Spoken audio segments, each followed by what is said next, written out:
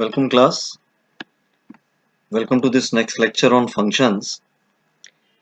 In the previous two lectures, we have understood the basic concepts of functions. We have seen what do we mean by the domain and codomain of a function. We have seen what are the various types of the functions. Let's have a quick recap. Say for example, we have a set A and we have defined, and let us say we have another set B and we have defined a relation from A to B. As you know, the relation is a subset of the Cartesian product A cross B, right? Now suppose we have defined a relation from A to B in such a way that all the elements of A are mapped to unique elements of B, right? Each and every element of A is mapped to a unique element of B, then such a relation is called a function. Right, so essentially there are two conditions for a relation to be a function. Function is nothing but a special case of the relation. So there are essentially two conditions that must be satisfied before a relation can be said to be a function. The first condition says each element of the set A must participate, and the second condition says each element of A must be mapped to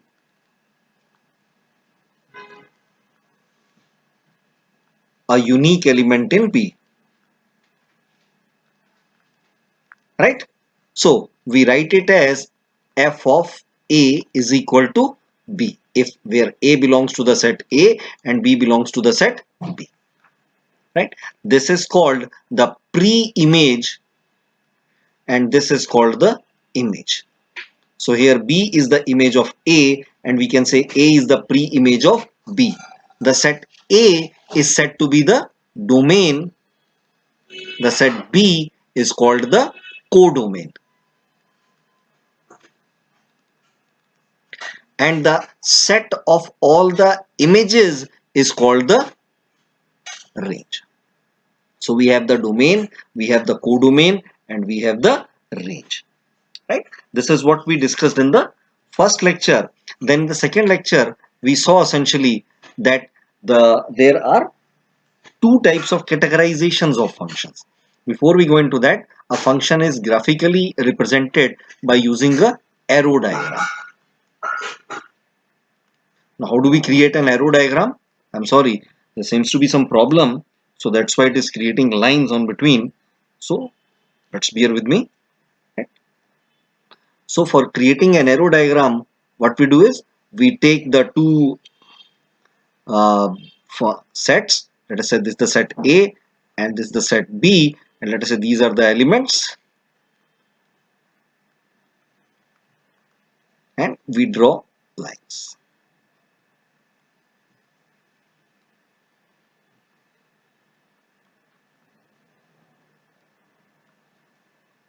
So in terms of the arrow diagram, we can redefine the two conditions as condition number one says there must be an arrow starting from each and every element of the set A. Let me repeat. The condition number one says there must be a single arrow or there must be an arrow starting from each and every element of the set A. And the second condition says that there must be a single arrow starting from each element of set A. So I can combine the two conditions by saying that from each element of the set A, there must start one and exactly one arrow towards the element in set B. Now, we saw that the functions can be categorized as one-to-one and many-to-one. One-to-one are also called the injection functions or injective functions. One-to-one means where if the two images are equal, if the images of two elements are equal, it implies that the two elements would also be equal. Or in other words, if I have two distinct elements, then their images would also be distinct. Right? And next, we have many to one, where multiple elements can map to a single element in the codomain. If I try to draw the arrow diagrams, of the two types, so arrow diagram for an one-to-one function would be something like this.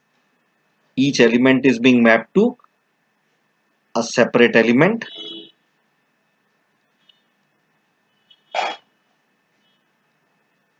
right? And if I try to draw an arrow diagram for many to one, it would be something like this, where multiple elements can map to the single element in the domain, right? So this is an example of a one-to-one function. This is an example of a many-to-one function. There is yet another categorization that says we can have the function as onto and into. Onto and into. Ontos are also called surjections. Onto means each and every element of the codomain is also participating in the function. Onto means each and every element in the codomain is also participating in the function. That means the codomain, or onto the codomain, is equal to the range. And if I have certain elements of the codomain which are not the images of any element in the domain, then the function is a into function. So I have onto function and into function, right? Once again, if I try to draw the mappings, so if I have something like this,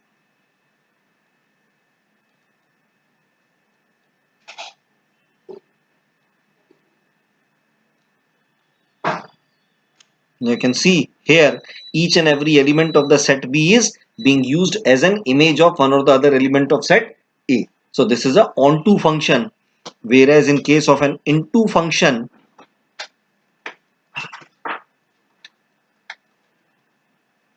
the scenario would be something like this.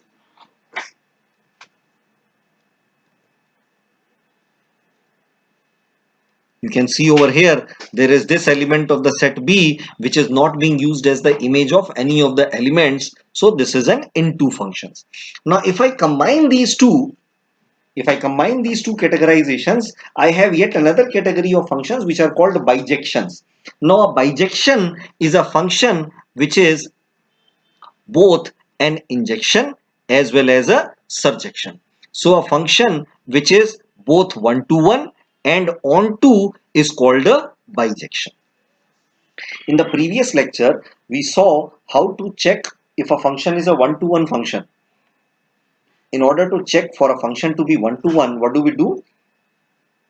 We assume the two images to be true and verify that we assume the two images to be images of two different values to be same, and we try to verify that under this condition the two elements of whom those images are also same. Let me repeat. To check for one-to-one, what do? We take two different values, two different pre-images, and assume their images to be equal. And then we verify, and then we show and try to show that this particular, for these two equal images, the pre-images are also equal. So if the pre-images also come as equal, then it is a one-to-one function, and if they are not equal, then it is a many-to-one function. Similarly, for checking for the onto property, usually what we have is we have a value y which is given in terms of, let us say, the value x. Y is equal to fx. Now what we try to do is we try to write the value of x in terms of y, and we try to check whether a value of x is available for each and every value of y. If it is, then it is an onto function. If it is not, then it is an into function. And if the function is both one-to-one and onto, we say that it is a bijective function. Now, why is bijective functions very important?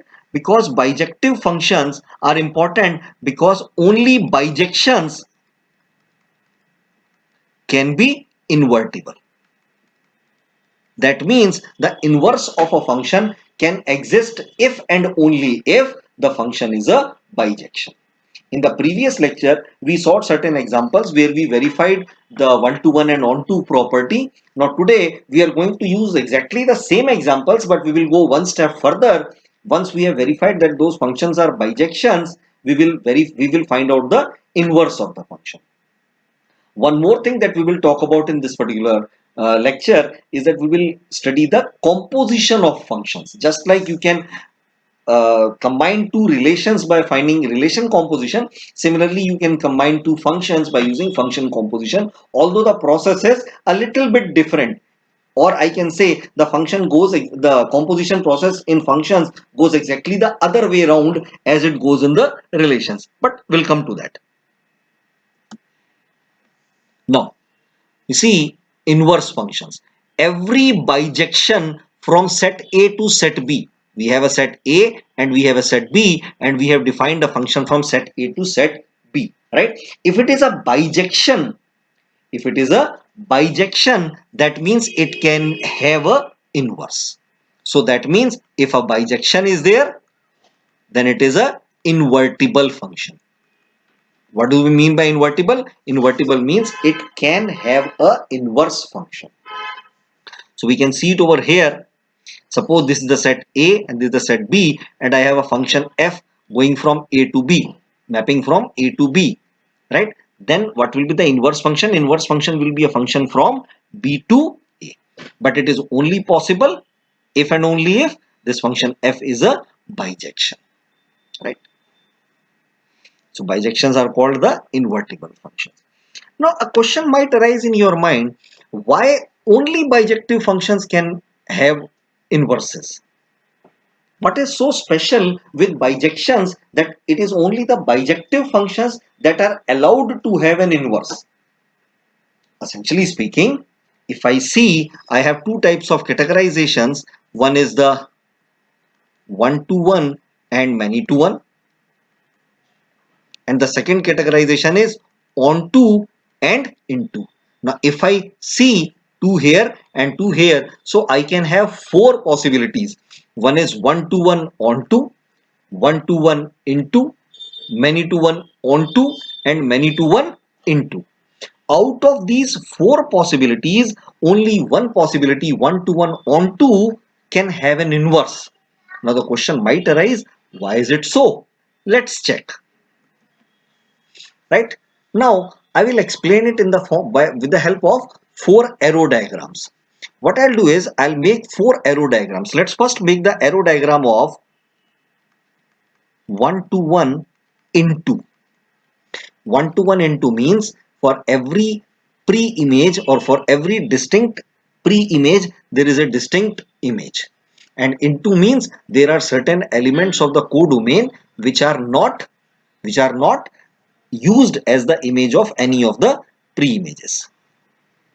Now let us try to make a arrow diagram for a one-to-one into function.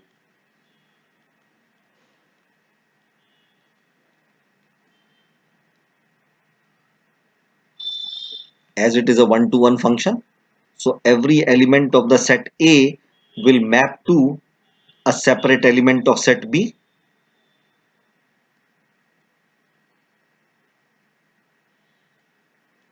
Right?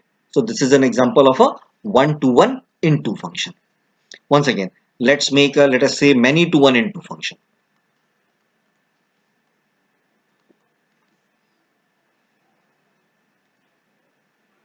Pardon my drawing. Let's make a many-to-one into function. Many-to-one into function means multiple elements of the set A can map to the same element of set B.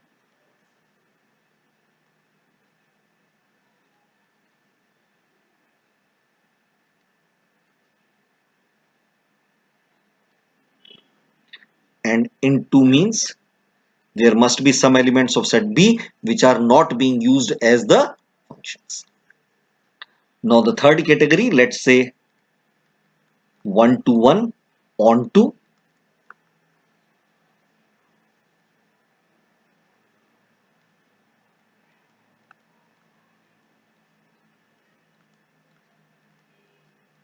1 to 1 on 2. That means every element is mapped to a distinct element and there are no elements in the B which are left vacant. In other words, for 1 to 1 on 2, the size of all the sets, range, domain and codomain are equal. So this is a 1 to 1 on 2 function where all the elements of set B are being used and all the elements of set A are mapped to a distinct element. Then finally we have what is left is many to 1 on 2. So I have many to 1 on 2. Let's make an example over here also.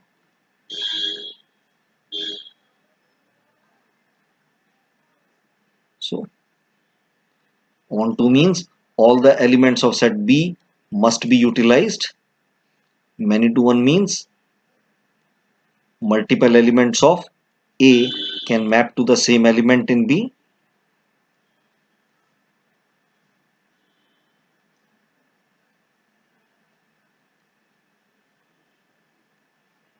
Right.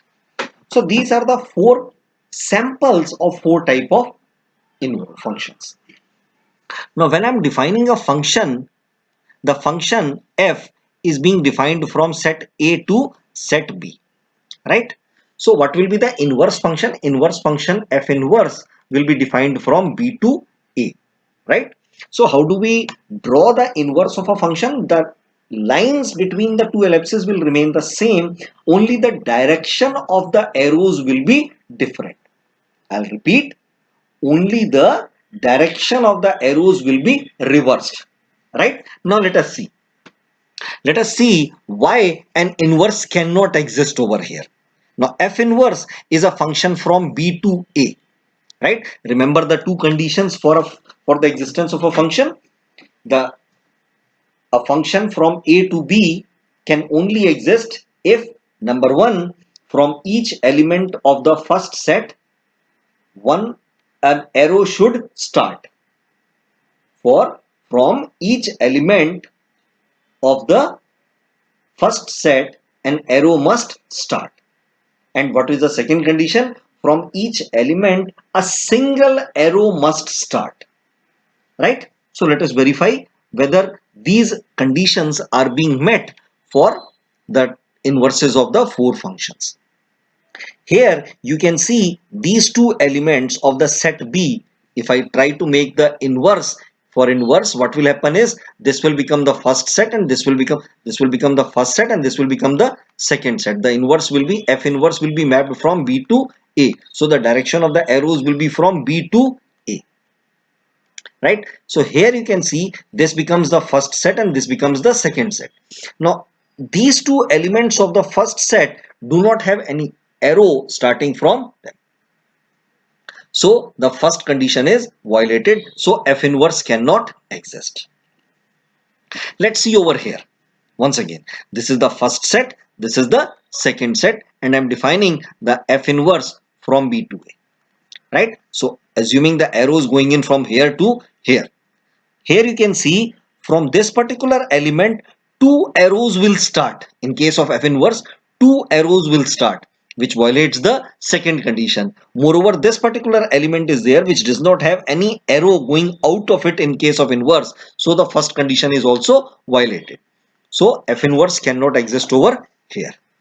Similarly, I see over here from this particular element multiple arrows will start in case of f inverse. So inverse cannot exist over here also.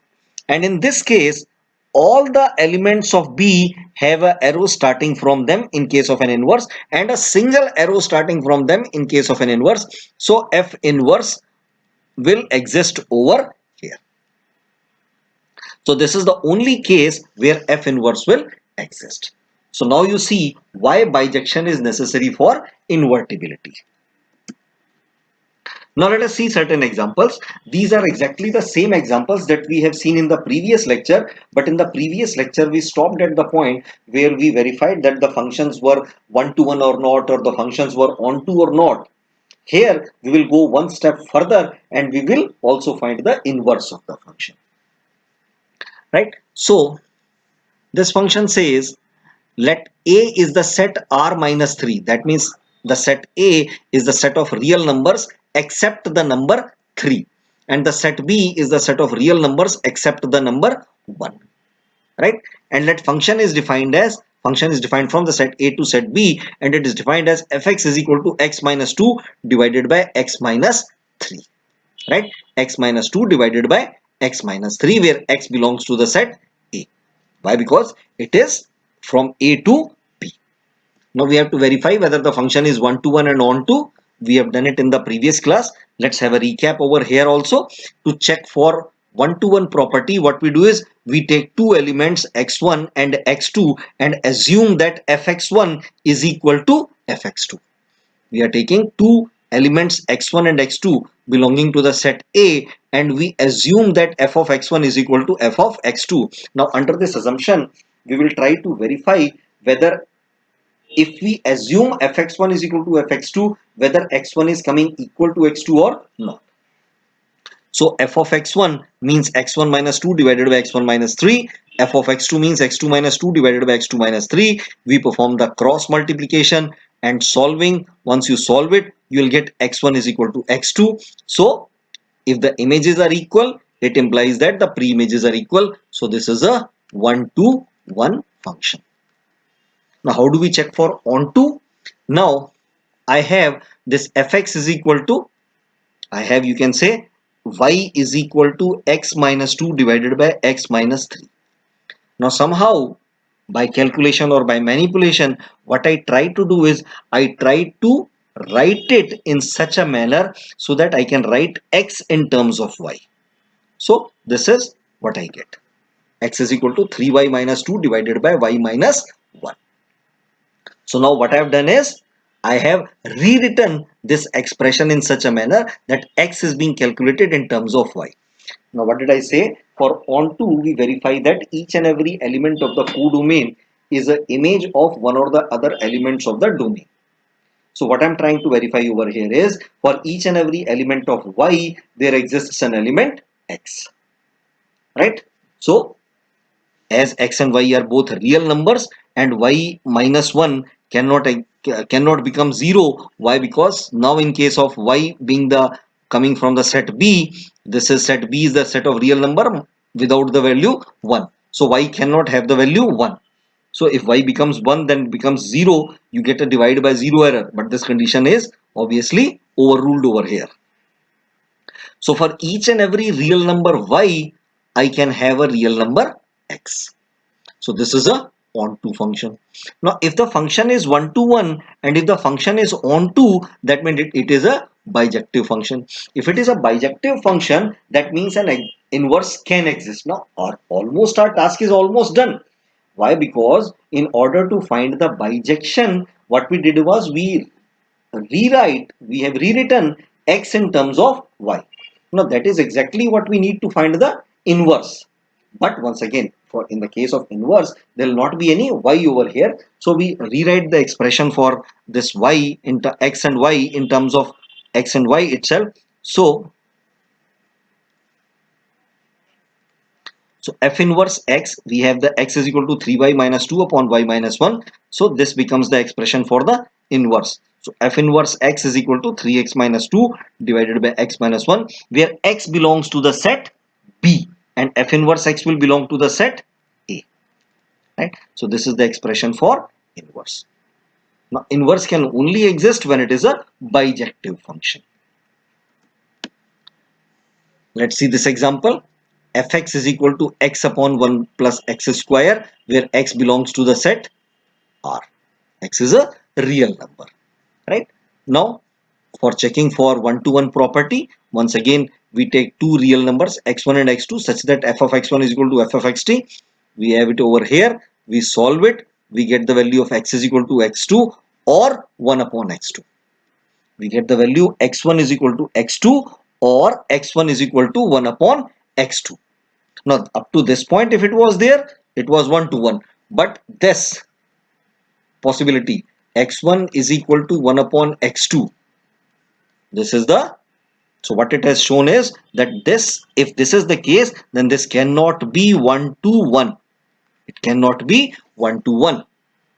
So Now, an important point, if the function is not 1 to 1, if the function is not 1 to 1, you can skip checking for the onto property. Why? Because if it is not 1 to 1, even if it is onto, it will not be a bijection. It will not be a bijection. So the inverse will not exist. Right. Let's move on to the next problem. Let Q be the set of rational numbers. Show that the function f defined from set of rational number to set of rational numbers as fx is equal to 2x plus 7 is a bijective function. Now checking for bijectiveness is easy. For onto we will see f of x1 is equal to f of x2. That will become 2x plus 1 is equal to 2x2 plus 7. So x1 is equal to x2. For checking for onto property, what will I do? I have y is equal to 2x plus 7. I can write x is equal to y minus 7 divided by 2. Right? So for each and every value of y, I can have a value of x. If y is a rational number, for every rational y, I can have a rational number x. So it is a onto function. So it is a bijection. So what is the inverse? Inverse will be f inverse x is equal to x minus 7 divided by 2. Now I have to find out the value of f inverse 0. Simply put 0 over here. So 0 minus 7 divided by 2. So that is f inverse 0 is equal to minus 7 by 2. So what is f inverse 1? So it is 1 minus 7 divided by 2. That means minus 6 divided by 2. That is minus 3. I have to find out f inverse 2. So that is 2 minus 7 divided by 2. That is minus 5 upon. I can take yet another example. Here fx is equal to ax plus b, where a, b, x are all real numbers. Right? So I leave this example for you. You just go through this example, verify it on your own that this is a one-to-one function. This is a onto function. So it is invertible and you will get the inverse function as this one. Right? So this one I am not explaining. This one I am leaving for you to study on your own. Now, let's come on to the next operation on the functions, that is function composition. Now, function composition, if I have a function f that is defined from, let us say, the set B to set C, and I have a function g that is defined from set A to set B, right? Then I can define f composition g. Suppose I have a function f which is defined from B to C, and I have a function which is defined from A to B, then f composition g is defined from A to C. In case of function composition, first we apply the g function and then we apply the f function. So what happens is, I can write it something like that: fog of x is given as f of g of x. Right? Now when I apply g of x, I get a to b. Gx is a to b. So the pre-image will come from here and the image will come from here. In case of g, the pre-image will come from here and the image will come from here. So the pre-images of gx will come from a and the images will come from b. Now the image of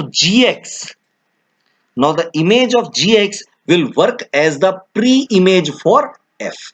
So the image for gx is coming from b and that will act as the pre-image for f. So in case of f, what is the domain? B. So eventually the pre-image for this entire set is coming from A and the final image will come from C. So it is a mapping from A to C. F composition G. Right? And it is non-commutative. What it means is F composition G is not equal to G composition. In this case, however, G composition F actually cannot exist. Let us see. G composition F is equal to G of f of x.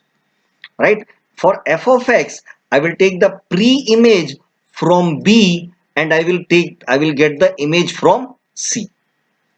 Right? So for fx, the images will be from C. So this image is now going to act as the pre-image for G, which is not possible because G is actually defined from A to B. So G of F in this case will not exist, right?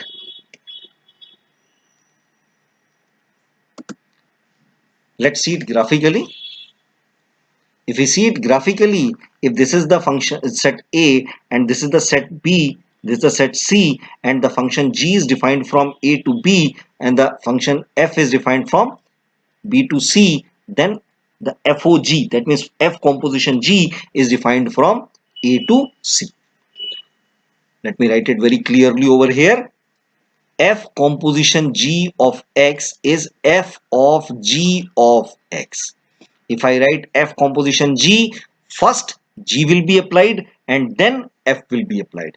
Similarly, GOF, if I write G composition F, then first F will be applied and then G will be applied. It will be clearer with the help of a couple of examples. Let's see a simple example. We have given G is ABC to ABC. Let the function G is defined from the set ABC to set ABC and the function F is defined from ABC to 1, 2, 3. Right?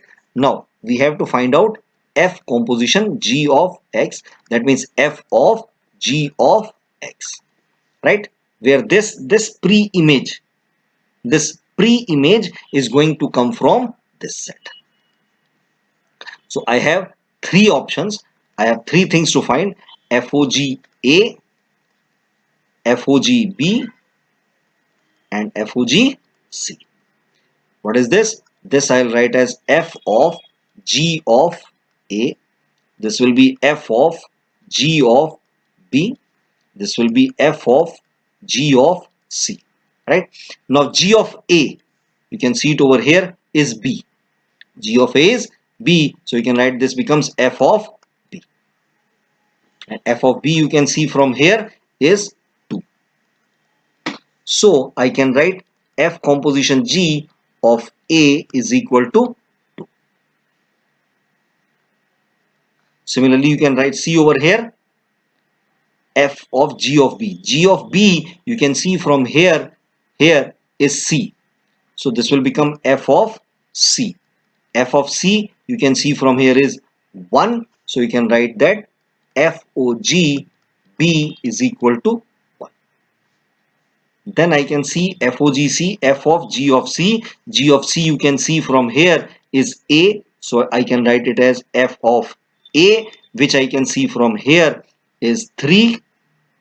So I can write F of FOG C is equal to 3. So this way you can find out the compositions. Let's see another example where the function is not defined in terms of pairs, it is defined in terms of an expression, right? Now here we say that fx is equal to x square and gx is equal to 2x plus 1. Now it may be defined on the set of integers, it may be defined on the set of real numbers, it may be defined on the set of rational numbers or anything. But we have defined fx as x square and gx is equal to 2x plus 1. Now we have to find out the composition of f and f, the composition of FOG and the composition of G of F, right? Please remember, what is F composition G of X is equal to F of G of X, right? Now what is Gx? Gx is equal to 2x plus 1. So this is F of 2x plus 1, right? And I have x over here. Instead of x, I have to put 2x plus 1. So it becomes 2x plus 1 whole square. That is given over here, right? Similarly, G composition F, it is G of F of X. What is F of X? Is x square. Now what I do is, when I operate G function, I put x square in place of x. So I get 2x square plus 1. You can see F composition G is not equal to G composition F. In fact, you can also find F composition F. Let us see, it is f of x. What is f of x? F of x is x square. And what is f of x square? Is again x square whole square, that is equal to x to the power 4. You can also find G composition G. So this is g of x. Now what is gx? It is g of 2x plus 1. Now what I'll do is, once again, when I want to operate this g, I'll put this 2x plus 1 in place of x. So this will be 2 into 2x plus 1 plus 1. So that will be 4x plus 3. So in this manner, you can find out the compositions. But that's enough for today. And in fact, that's all we have to study about functions. In a nutshell, function is a special case of a mapping, special case of a relation, which is a mapping from one set to another set, right? If you have any queries, you can post those queries in the discussion forum, or we can discuss those queries when we have the next discussion class, right? Till then, thank you.